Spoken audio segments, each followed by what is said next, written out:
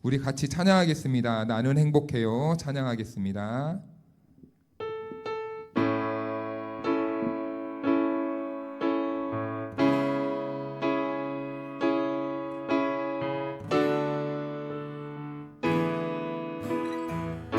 우리 같이 고백할까요?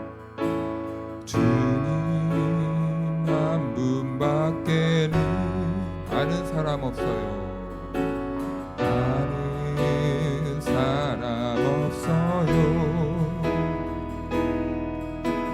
가슴 깊이 숨어있는 주를 사랑하는 마음, 주님 한 분밖에는 기억하지 못해요.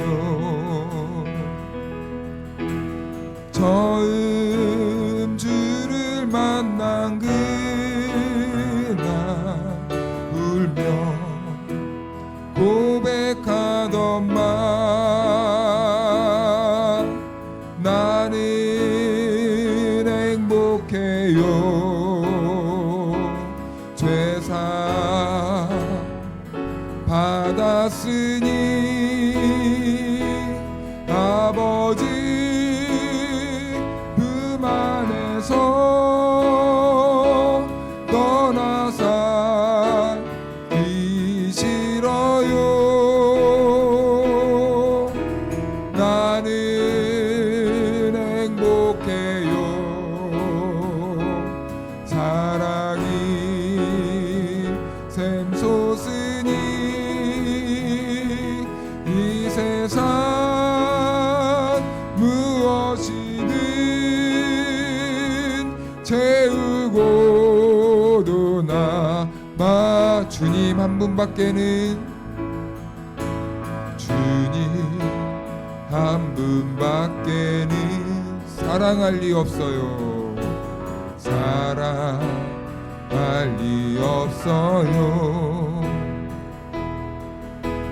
작은 가슴 뜨거울게 주님 피가 흘러요. 주님 한 분밖에는 약속한이 없어요. 나를 믿고 따르는 자 반석 위에 서리라. 나는 행복해요. 죄사 받았으니 아버지 품 안에서 떠나 살기 싫어요. 나는 행복해요. 사랑이 샘솟으니 이 세상 무엇이든 채우고도 나는 행복해요. 나는 행복해요. 죄사 받았으니 아버지 품 안에서 떠나 살기 싫어요. 나는 행복해요.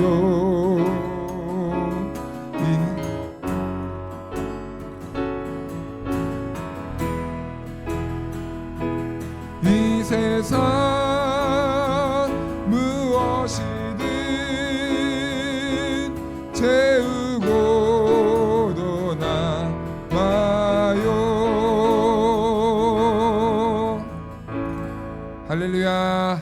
아멘. 우리 이 시간 오주여 나의 마음이 손뼉치며 찬양합니다.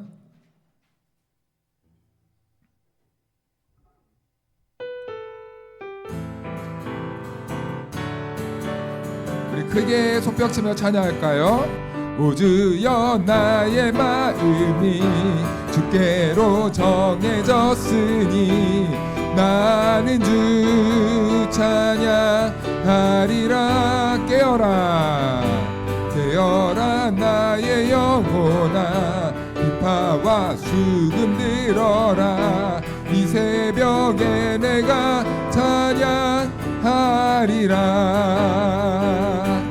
찬양 찬양 예수님은 나의 노래. 예수 예수 예수님은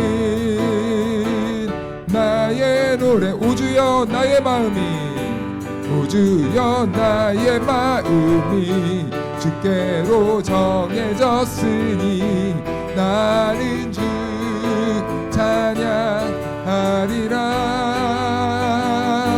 깨어라 나의 영혼아, 비파와 수금 들어라. 이 새벽에 내가 찬양하. 한 번 더 오주여 오주여 나의 마음이 주께로 정해졌으니 나는 주 찬양하리라.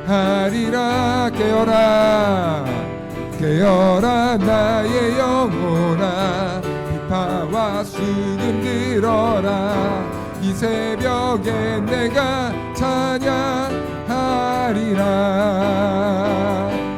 찬양 찬양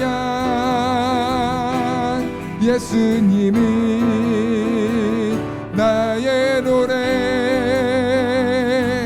예수 예수 예수님이 나의 노래. 찬양 찬양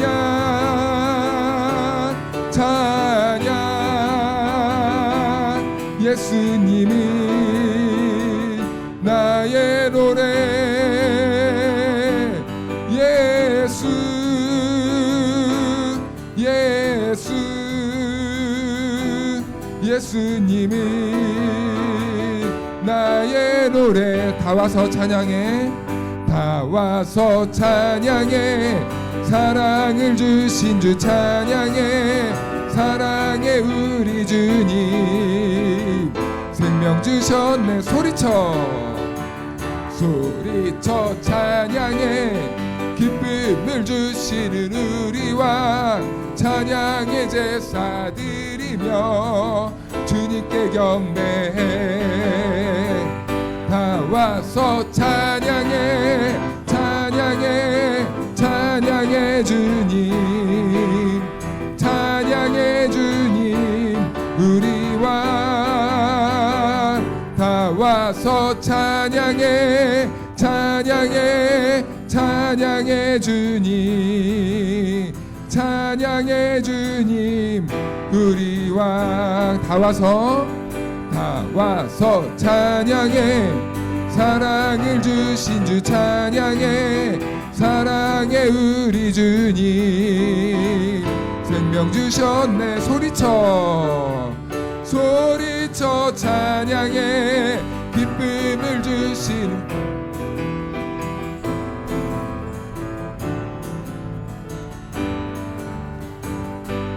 다 와서 찬양해 찬양해.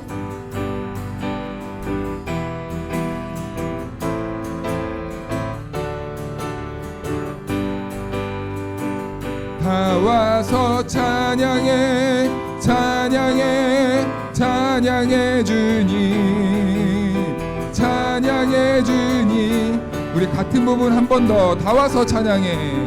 다 와서 찬양해 찬양해 찬양해 주님, 찬양해 주님.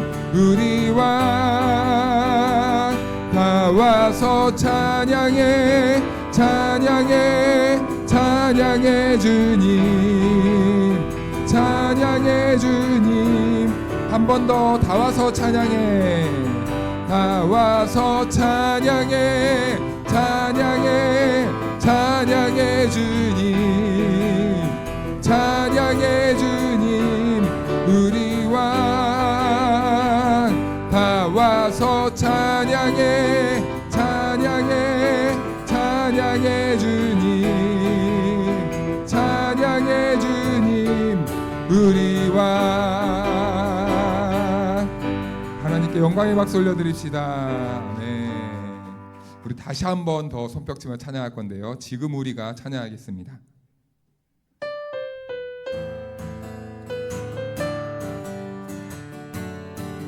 지금 우리가 주님 안에 하나가 되어 바로 주님이 원하시는 뜻대로 주님의 크신 영광 높이는 노래가 되어 온 세상을 아름답게 하리라. 한 번 더. 지금 우리가 주님 안에 하나가 되어 바로 주님이 원하시는 뜻대로 주님의 크신 영광 높이는 노래가 되어 온 세상을 아름답게 비리라. 우리 모두가 주를 노래하니 아름다운 소리로 하나가 되어 바로 이곳을 더욱 아름답게 아름답게 하리라. 지금 우리가 주님 안에 하나가 되어 바로 주님이 원하시는 뜻대로 주님의 크신 영광 높이는 노래가 되어 온 세상을 아름답게 하리라. 지금 우리가 주님 안에 하나가 되어 바로 주님이 원하시는 뜻대로 주님의 크신 영광 높이는 노래가 되어 온 세상을 아름답게 하리라. 우리 모두가 주를 노래하는 아름다운 소리로 하나가 되어 바로 이곳을 더욱 아름답게 하리라. 우리 모두가 주를 노래하는 아름다운 소리로 하나가 되어 바로 이곳을 더욱 아름답게 하리. 한 번 더 고백할까요? 우리 모두가 주를 노래하는 아름다운 소리로 하나가 되어 바로 이곳을 더욱 아름답게 하리라. 우리 다시 한번 영광의 박수 올려드립시다. 아멘. 왜 나만 겪는 고난이냐고 찬양하겠습니다.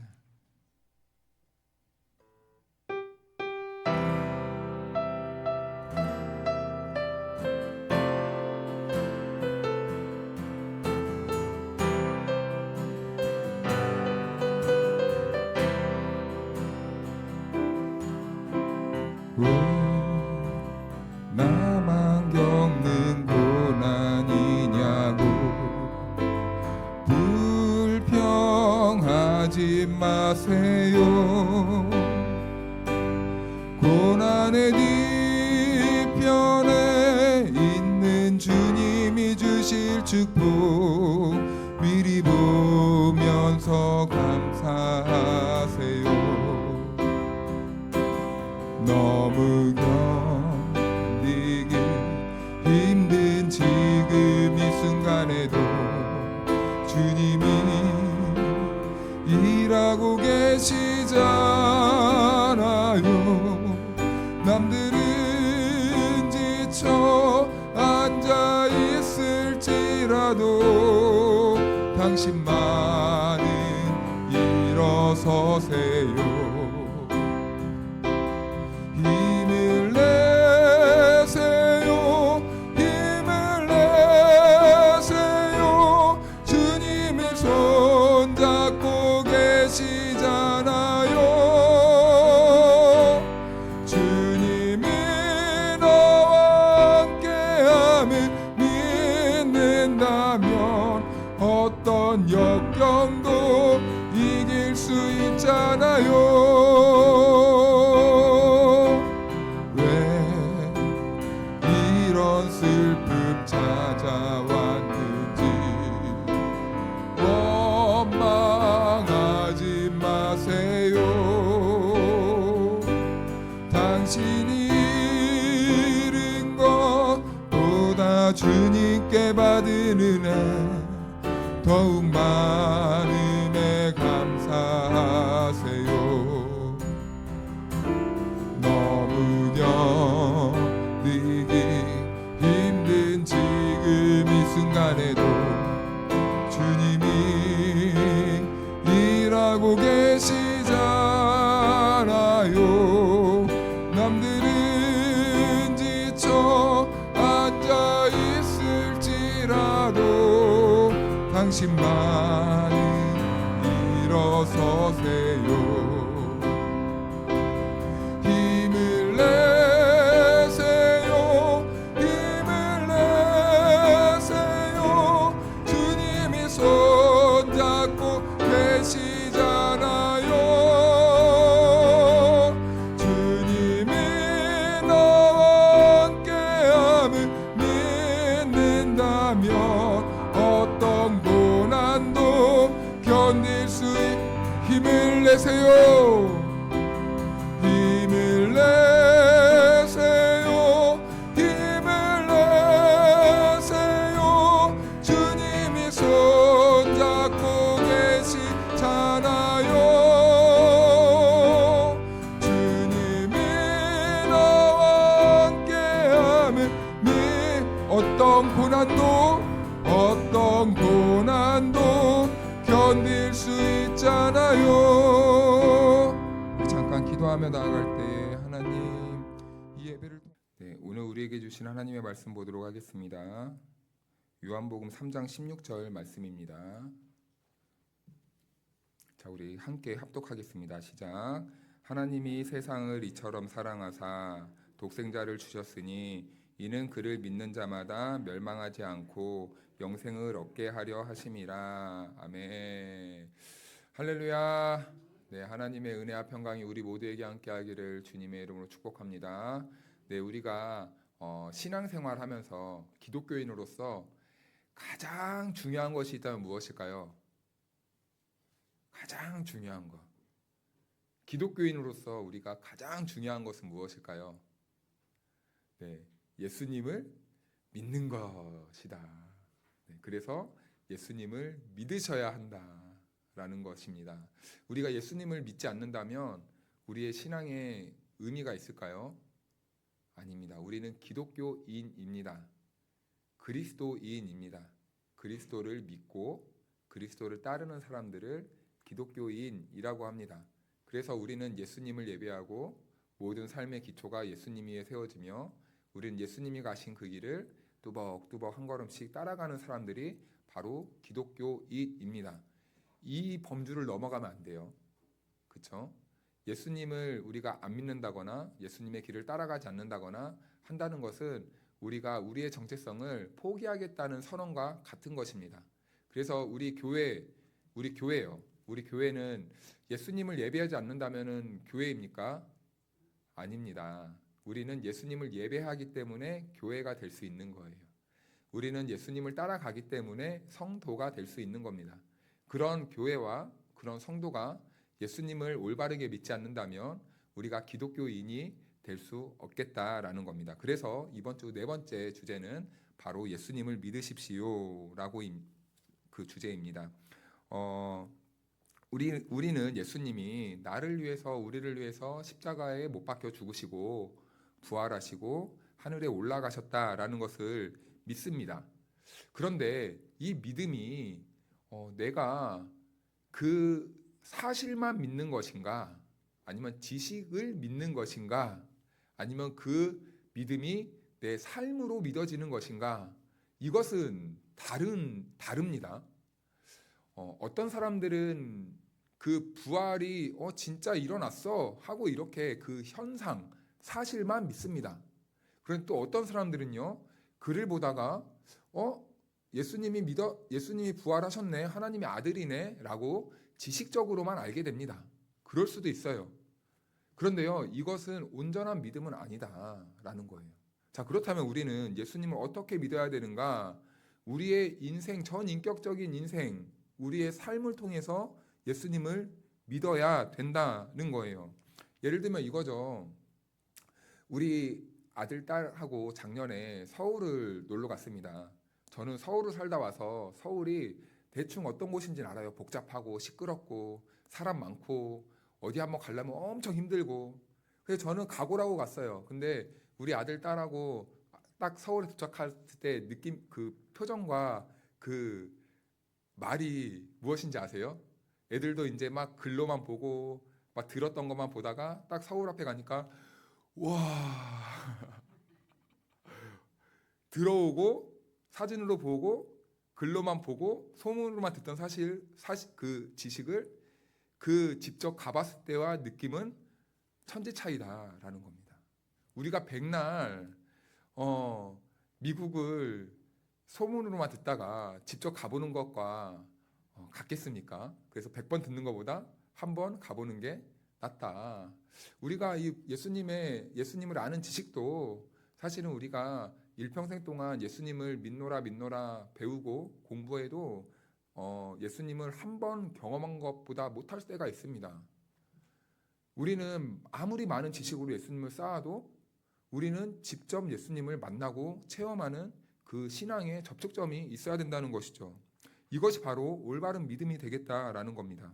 그래서 새로운 신앙생활을 하고 생각해 보기 첫 번째로 보면요.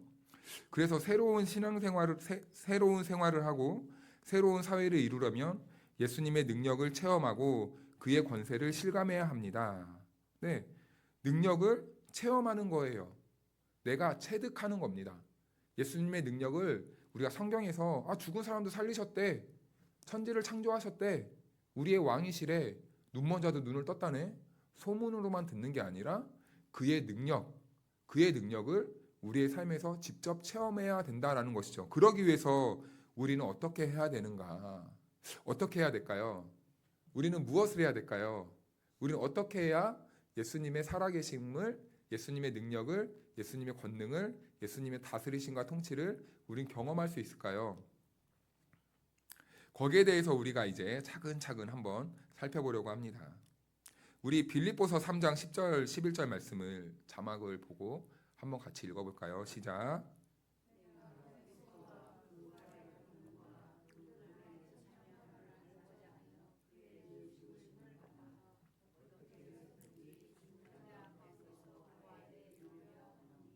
아멘. 축구를 어린이들이 합니다. 그런데 축구를 지식으로 막 들은 거예요. 영상으로 막 본 거예요. 그런데 그 축구에 대한 진짜 재미와 흥미를 발견하려면 어떻게 해야 됩니까? 잘하든 못하든 축구장에 뛰어 들어가야 되겠죠. 축구를 해야 합니다. 우리 주부님들 옆집 그 친구분이 야, 오늘 시장에 물 좋은 고기 많더라 들었어요. 근데 물이 좋은지 안 좋은지를 알려면 어떻게 해야 됩니까? 직접 가야 돼요. 내가 만져보고 동태 눈이 올바른지 안 올바른지 살펴보고 냄새가 썩은 냄새가 나는지 안 나는지 부패한 냄새가 나는지 안 나는지 냄새도 맡아보고 이렇게 찔러도 보면서 그 물고기가 정말 싱싱하구나라는 것을 알 수 있다는 거예요. 그런데요, 우리가 예수님을 체험하려면 이런 실천적 도전이 있어야 된다는 겁니다. 빌립보서 10절 말씀을 보니까 내가 그리스도와 그 부활의 권능과 그 고난의 참여함을 알고자 하여, 그러니까 예수님의 삶을 그리고 예수님의 부활의 권능을 그리고 예수님의 고난의 그 참여함 알고자 하여, 내가 그것을 직접 경험해 보기 위해서 이런 말이죠. 그의 죽으심을 본받았다. 그가 죽으심, 십자가의 죽으심을 내가 본받았다. 왜? 내가 예수님을 깊이 알기 위해서. 그래서 11절 보니까 어떻게 해서든지는 무슨 말입니까? 수단과 방법을 가리지 않고 몸부림을 쳤다는 거겠죠. 죽은 자 가운데서 부활에 이르려 하노니, 이렇게 말씀하고 있어요. 죽은 자 가운데서 부활에 이르려 하노니. 이 죽은 자 가운데서는 무슨 말일까요? 예수님을 따르지 않았던 삶, 육체적인 삶, 죄인의 자리에 있던 삶을 말하는 겁니다. 그 가운데서 부활에 이르려 하노니, 그 죄의 자리에서 예수님이 걸어가셨던 그 자리를 자기가 직접 걸어갔다는 거예요. 그 고난에 자기가 발을 들였다는 겁니다. 예수님이 걸어가셨던 그 십자가의 길, 십자가 지고 가신 그 골고다의 언덕의 길과 같은 삶을, 인생을, 예수님이 살아가셨던 그 삶의 방식을 자기가 직접 삶의 그 삶으로 한 발 한 발씩 내딛었다라는 겁니다.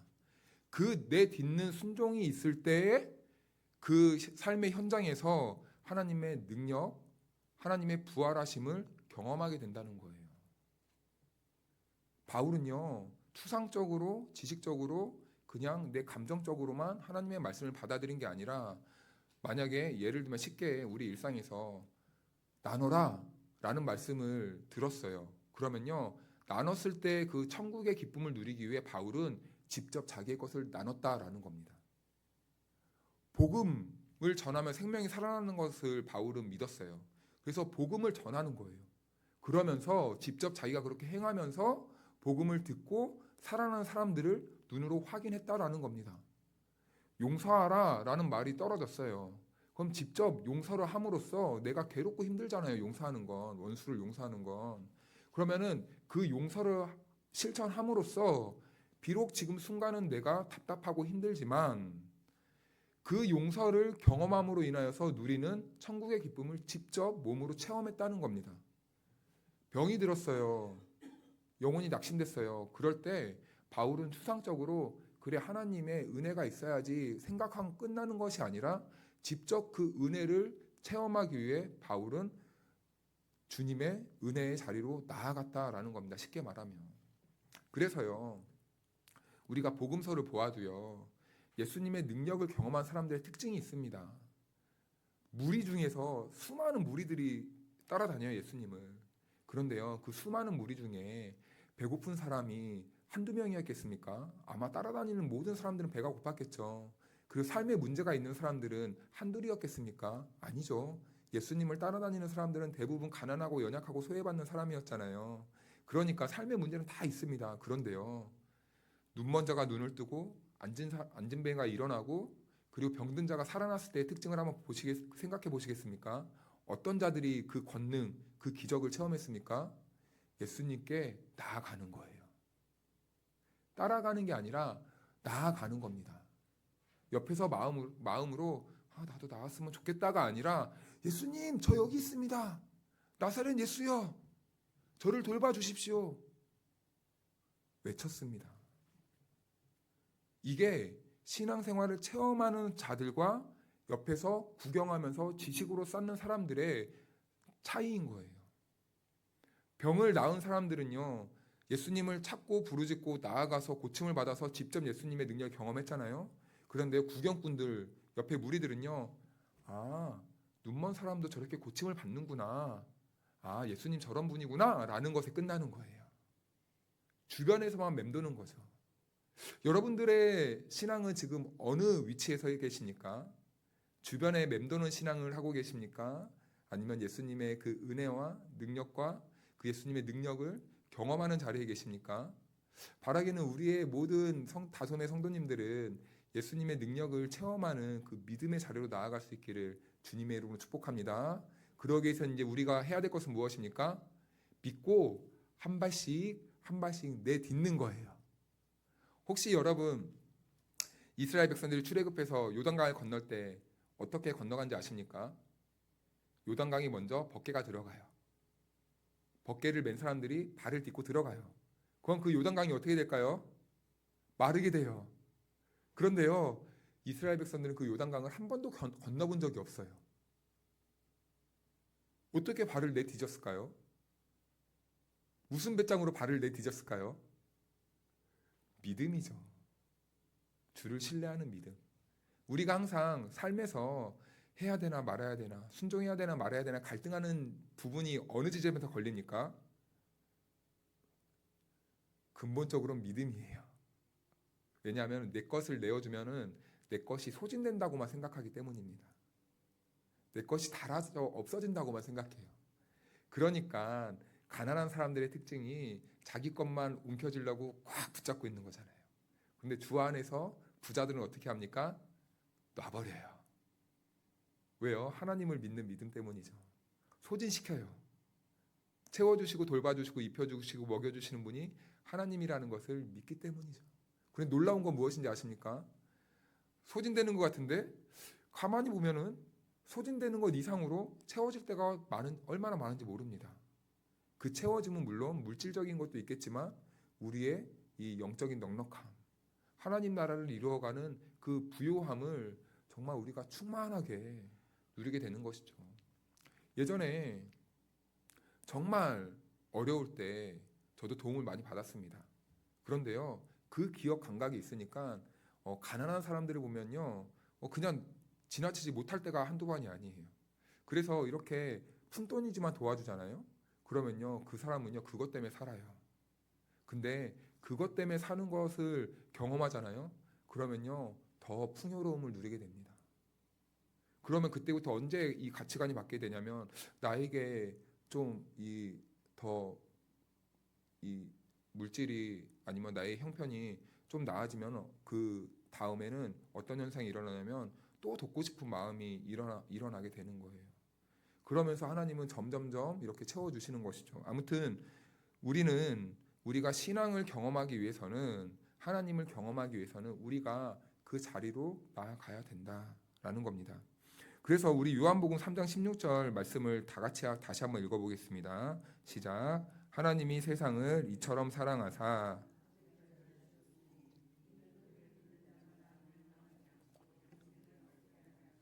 아멘. 네. 작은 1번 하나님이 사랑하신 세상은 무엇을 가리키며 어떤 영역을 포함합니까? 우리는 하나님이 이 세상을 구원하실 때 너무 우리 기준으로만 생각할 때가 있습니다. 물론 하나님은 나만을 위해서도 이 세상에 예수님을 보내시는 분이 맞아요. 그런데 우리가 그렇게 폭좁게 생각하는 것은 또 한편으로는 무리가 있다라는 겁니다. 하나님이 나를 사랑하시고 나를 위해 예수님을 보내주셨듯 우리 옆에 있는 사람들도 하나님께서는 동등한 사랑을 가지고 동등하게 예수님께 구원받기 위해서 동일하게 보내주셨어요. 그런데 우리 사람은 사실은 우리 사람만 또 그 대상에 이렇게 편협하게 생각할 때가 있습니다. 그런데 우리 주님은 모든 만물이 다 구원을 얻기를 바라시는 분이래요. 그러니까 하나님께서는 우리 인류만 사랑하신 것이 아니라 우리 사회와 자연 모든 것까지도 하나님의 사랑 안에 포함되어 있다라는 거예요. 그래서 우리 그리스도인들은요, 우리가 서로 사랑해야 되는 것만큼 우리가 이 사회와 그리고 자연과 모든 피조물을 사랑할 수 있는 그 부요한 넉넉함이 있어야 된다는 겁니다. 그래서 성경에서 말하는 그렇다면 이 세상이란 무엇인가? 우리 요한일서 2장 15절 말씀을 한번 같이 읽어볼까요? 시작. 이 세상이나 세상에 있는 것들을 사랑하지 말라. 누구든지 세상을 사랑하면 아버지의 사랑이 그 안에 있지 아니하니. 아멘. 여기에 보니까 이 세상이나 세상에 있는 것들을 이렇게 말합니다. 이 세상이나 세상에 있는 것들을 복수잖아요. 여러 가지 말하는 거잖아요. 세상 속에 있는 모든 것들을 말하는 거예요. 그러니까 하나님을 등진 채 형성된 가치관과 문화, 그리고 문물, 제도, 뭐 기구, 뭐 여러 시스템, 뭐 이런 모든 것들이 다 세상에 포함된다라는 거예요. 그리고 우리 5장 19절 말씀을 볼까요? 요한일서 같이 읽겠습니다. 시작. 또 아는 것은 우리는 하나님께 속하고 온 세상은 악한 자 안에 처한 것이며. 아멘. 네, 세상은 악한 자 안에 처한 것이며. 그래서 우리 기독교 신학에서는 이 세상은 누구의 통치권 안에 있는가라고 했을 때, 이 구원받지 못한 이 세상은 누가 다스리고 있냐라고 봤을 때 사탄이 다스리고 있다라고 이렇게 말을 합니다. 그래서 이 세상이라고 말할 때는요, 사탄의 영향력에 있는 그 세상과 사람들을 말하는 거예요. 그리고 또 이 세상은 어떤 의미를 담고 있는가? 우리 히브리서 11장 3절을 한번 읽어보겠습니다. 시작.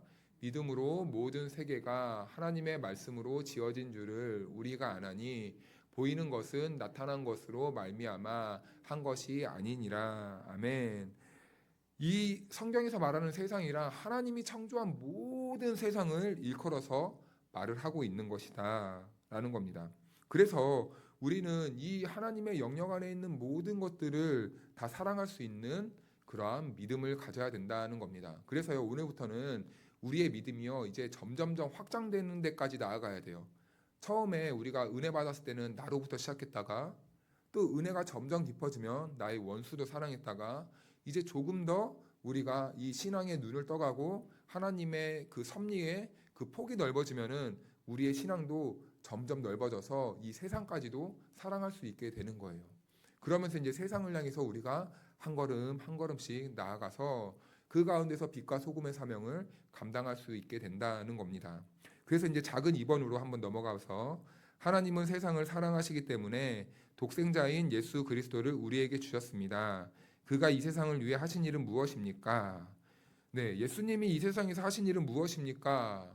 이것은 저희가 두 번째, 세 번째 시간에 우리가 나눴는데 간략하게 말씀드리면 첫 번째는 인간을 대신해서 예수님은 십자가를 지셨다. 우리의 죄를 대속하기 위해서 이 땅에 오신 분이다. 그리고 두 번째는 그 우리를 위해서 죽으신 예수님께서 부활하셨고 부활하신 예수님께서는 지금 하나님 우편에 앉아서 우리 안에도 계시지만 하나님 우편에서 모든 이 만물을 통치하고 계시고 있다는 겁니다. 그래서 예수님의 이 십자가가 있었기 때문에 부활이 있었다라는 것을 우리는 꼭 기억해야 됩니다. 그래서 우리가 부활하기 위해서는 우리도 부활의 그 열매, 그 부활의 삶에 동참하기 위해서는 우리 또한 예수님이 걸어가신 그 십자가의 길을 반드시 통과해야만 한다는 겁니다. 그래서 부활하셔서 다시 이렇게 올라가셨다는 표현은 예수님이 승격된 게 아니라 예수님이 본래 있던 자리로 돌아가신 겁니다. 그래서 예수님은 본래 하나님과 동격이시고 하나님과 함께 이 온 만물을 통치하시는 분이셨다라는 것을 이렇게 보여주는 것이죠. 그러니까 우리가 예수님의 본래의 모습으로 돌아간 그 모습을 보면서 우리가 예수님이 하나님의 아들이셨구나라는 것을 알 수 있고 우리의 삶의 모든 문제를 맡길 수 있는 이유도 거기에 있는 것입니다. 그래서 이제 세 번째로 가봐서 당신은 어떻게 해야 영생을 얻을 수 있습니까? 네, 아까 제가 질문 드렸죠. 우리는 어떻게 해야 구원받고 영생을 얻을 수 있습니까? 예수님을 믿어야 한다. 예수님을 믿으십니까? 이거 가장 기초적인 질문이고 가장 초보적인 질문인데 이 말을요, 우리가 정말 진심으로 우리의 심령 안에 깊이 새겨야 됩니다. 예수님을 반드시 믿으시기를 축복합니다. 그래서 우리 6장 요한복음 6장 47절 말씀을 한번 볼까요? 같이 한번 읽겠습니다. 시작.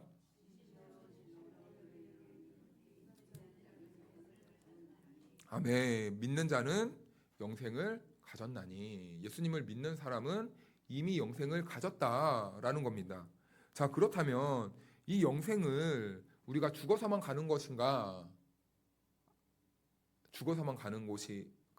죽어서만 얻는 것이 영생입니까? 제가 가끔 말씀드리는데 우리는 죽음과 삶을 분리시키는 경향이 있어요. 그런데 우리는요, 이 땅에서부터 이미 산 자들이에요.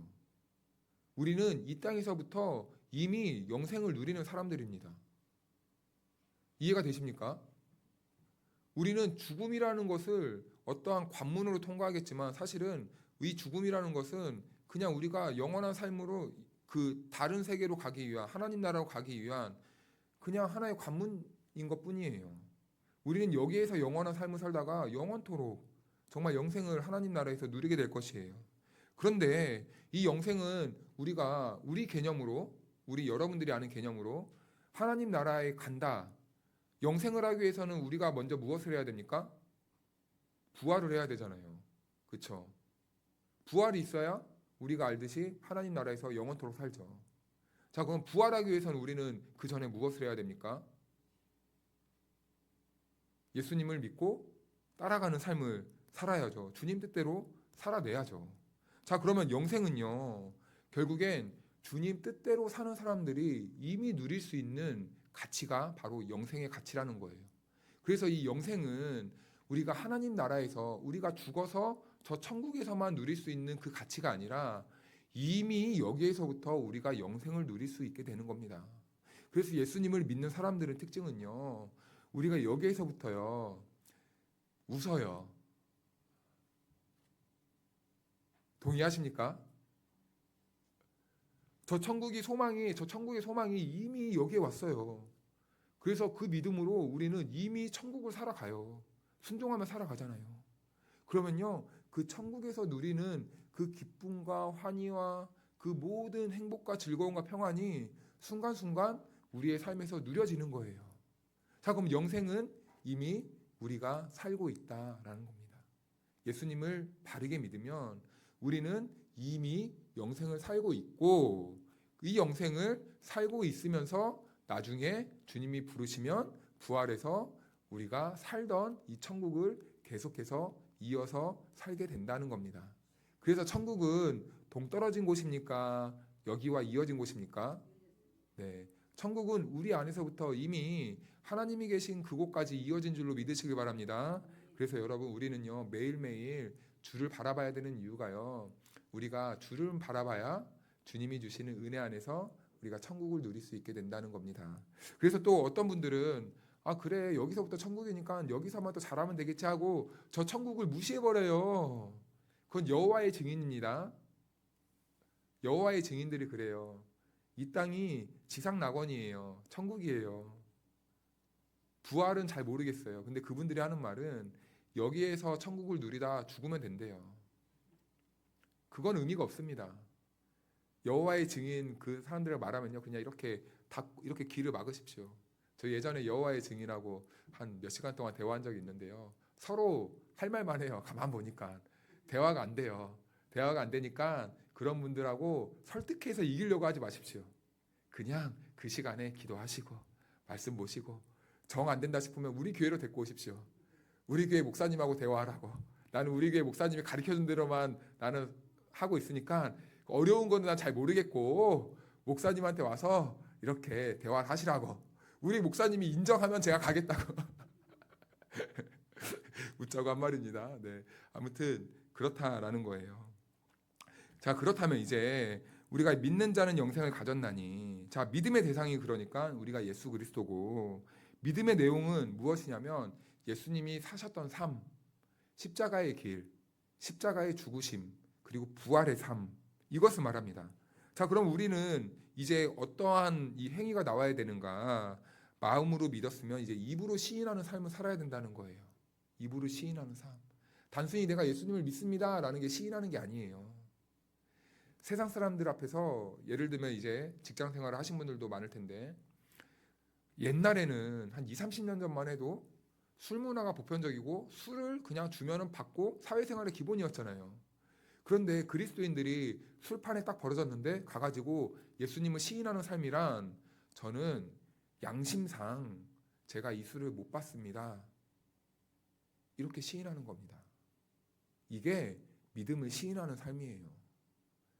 모든 사람들이 다 뇌물을 받을 때 저는 예수 믿는 사람으로서 뇌물 받지 않습니다. 저는 예수를 믿기 때문에 정직하게 제가 할 도리를 최선을 다해 할 뿐입니다. 전 뇌물 없이도 삽니다. 라고 말하는 것이 예수님을 시인하는 삶입니다. 죄의 자리에서 나는 예수를 믿기 때문에 난 그렇게 살지 않습니다. 라고 말하는 것이 바로 시인하는 거예요. 그 시인은 어떻게 말할 수 있을까요?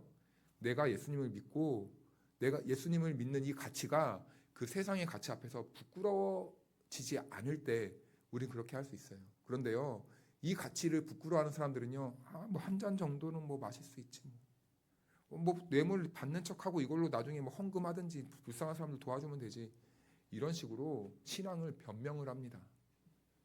변명을 해요. 이것은 옳지 않다라는 겁니다. 그래서 우리 예수님도 우리가 이 세상을 살아가면서 예수님을 시인해야 예수님도 우리를 어떻게 해주신다고요? 네, 시인한다. 그런데 우리가 예수님 모른다 하면은 우리 예수님도 나도 널 모른다 이렇게 하신답니다.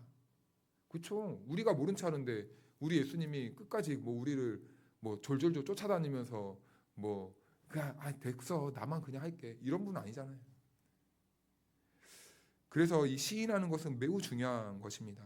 자, 그래서 큰 2번으로 넘어가서 예수님을 믿는다는 것은 구체적으로 어떤 행동을 의미 혹은 포함합니까? 우리 로마서 10장 9절 10절 말씀을 우리 다 같이 한번 읽어볼까요? 시작.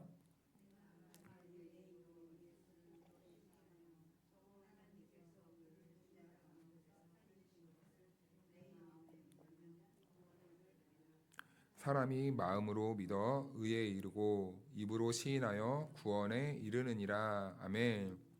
구원은 개인의 신앙에 달려 있습니다. 그런데요, 이 신앙은요, 또 공적인 이 고백을 통해서 분명해지는 거예요. 고백 없는 신앙은 죽은 신앙이고 신앙 없는 고백은 거짓된 고백이다라는 말도 있습니다. 다시요. 고백 없는 신앙은 죽은 신앙이고 신앙 없는 고백은 거짓된 고백이다라는 거예요. 그래서 우리가 이 마음으로 믿는다는 것은 무엇인가라고 했을 때 우리의 이 전 인격적인 믿음을 뜻합니다.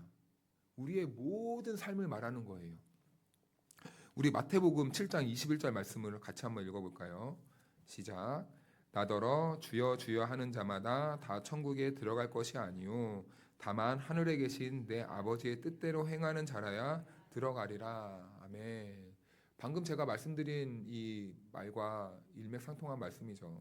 우리의 삶에서 하나님을 믿는 이 시인하는 것, 이 고백하는 것은 단순히 우리가 저는 예수님을 믿는 그리스도인입니다라고 끝나는 것이 아니라 우리의 삶으로서 내가 예수님을 믿고 있다라는 것을 증명해내는 거예요. 우리가 예수님을 믿는 사람으로서 화는 나지만 사람은 다 화가 납니다. 그렇죠? 그런데 그 화를 내가 표현함으로써 그 공동체를 전쟁터로 만드는 것이 아니라 화가 남에도 불구하고 신앙인으로서 예수님이 참으시고 모욕당하신 것을 기억하면서 우리도 참아내는 거죠. 자녀들에게 매를 듭니다. 들 수 있어요. 저도 들어봤고요. 들 수 있습니다. 왜냐하면은 우리도 연약하니까요. 그런데 신앙이 점점 깊어지면 깊어질수록 한 영혼에 대한 가치가 깊어지고 그리고 저 아이들이 하나님이 나에게 맡겨주신 자녀라는 그 인식이 이렇게 쑥 들어오면요. 그때부터는 저 아이는 이제부터 하나님의 것이 됩니다. 그렇죠?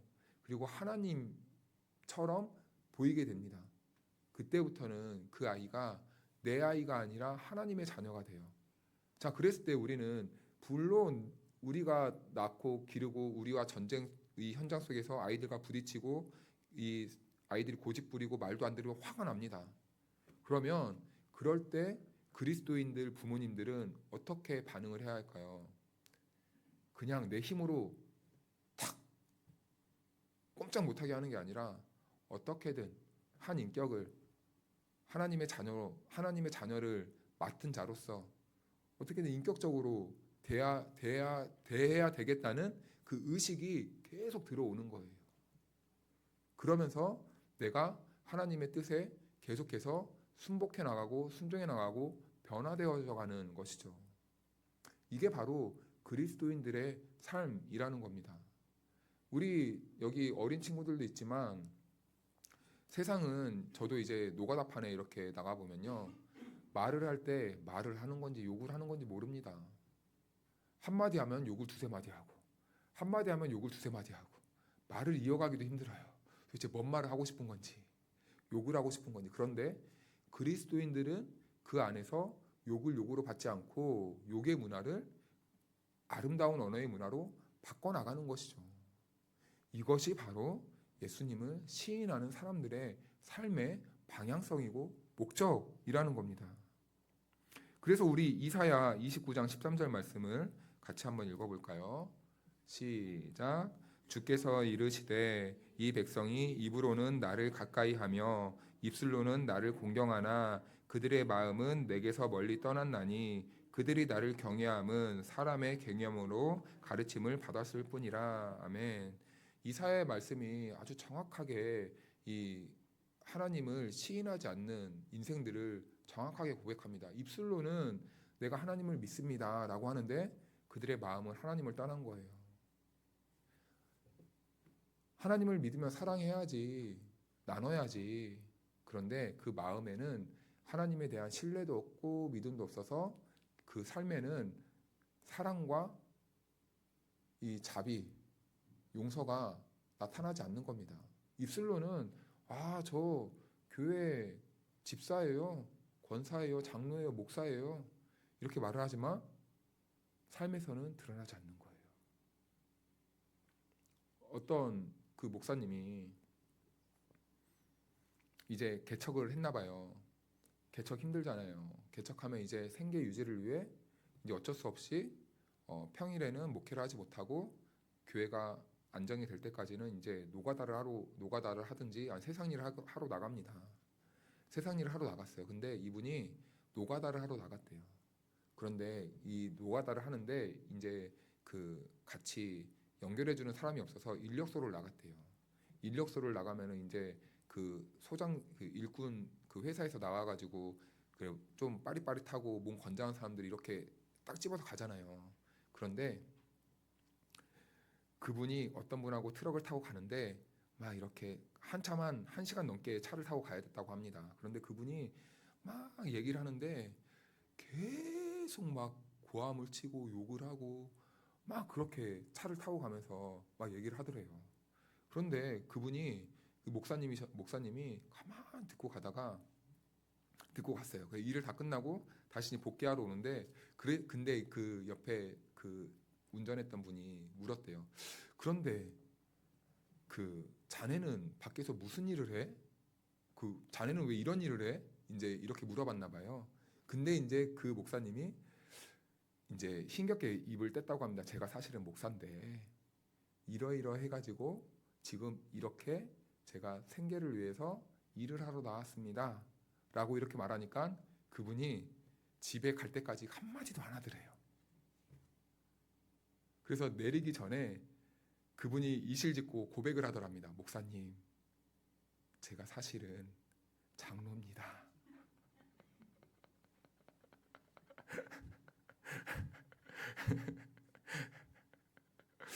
죄송합니다. 그래도 이분은 그나마 신앙인입니다. 왜요? 자기가 장로라는 걸 밝혔잖아요.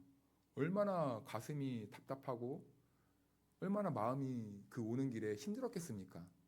그런데 어떤 분들은 감춰요.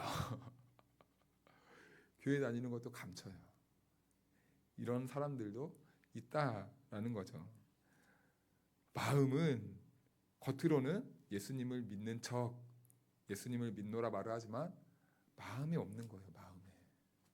그러니까 시인이 안 돼요. 시인이 안 돼요. 그러니까 교회에서는 막 신앙생활 잘 하다가도 세상 친구들만 만나면은 부어라 마셔라 막 이렇게 되는 겁니다. 그렇다면 우리가 입으로 시인하는 것은 왜 중요한가? 우리 마태복음 10장 32절 33절 말씀을 한 절씩 교독하겠습니다. 누구든지 사람 앞에서 나를 시인하면 나도 하늘에 계신 내 아버지 앞에서 그를 시인할 것이요.